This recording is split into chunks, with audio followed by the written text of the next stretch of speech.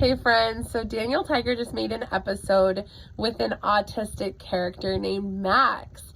Now Max is the nephew of Daniel Tiger's teacher and he visits school for one day. I found this episode was very emotional as a mama of a 4-year-old with autism, because the way that autism affected Max is very similar to how it is for Caleb. Caleb can't sit still or stay in a circle for circle time.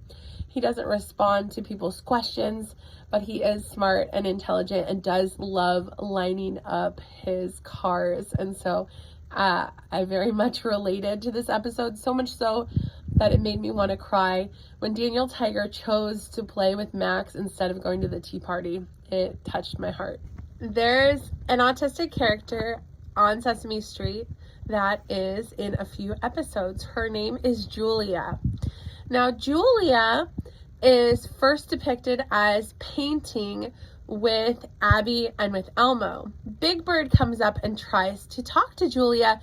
Julia does not respond. He tries to high five her or shake her hand and she does not respond.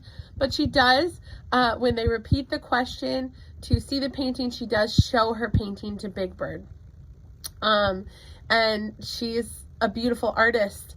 When she gets complimented, she gets excited and she flaps her hands and then she runs away. Big Bird is perplexed because he's not sure why she's not responding to his questions.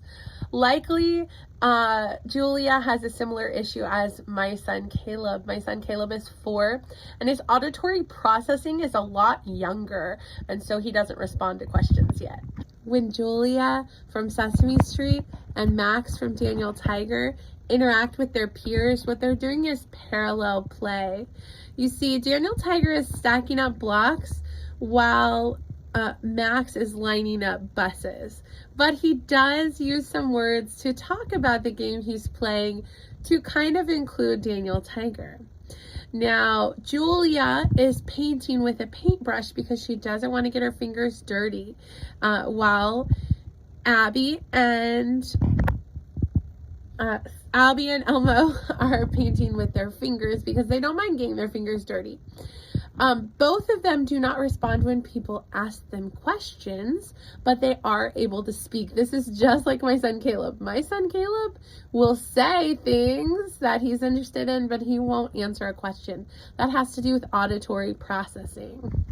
The reason shows like this make me want to cry is because I'm feeling seen. When Big Bird is confused why Julia won't answer his questions or acknowledge his presence, or when Daniel Tiger is perplexed why Max is not interacting with him, I feel seen, because when I take my son to church and people try to be friendly with him, he doesn't acknowledge that they're there or that they're talking to him. But he will parallel play. He will climb on your lap. He will interact with you. He will sing songs and he'll say words. We have to meet our autistic children where they're at. When there's representation on kids' TV shows, people can understand more how you can play with an autistic friend. Children need to know this because autistic children deserve to have friends too.